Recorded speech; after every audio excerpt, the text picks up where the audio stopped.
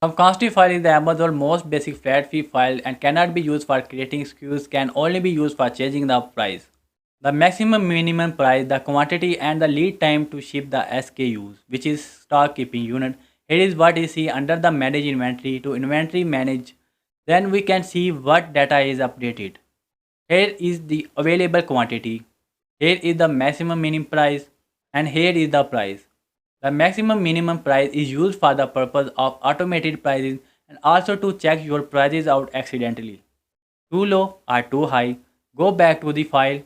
The compulsory field you need to fill in are the SKU. This can be seen here under the SKU column. If you just want to change the price, then you can fill in just the price field or just the quantity field. If you want to change the lead time to ship, you have to have the quantity filled in. Maximum and minimum prices are the optional field. There was a macro in this sheet you downloaded from the Amazon to enable you to upload product directly from the sheet into the Amazon.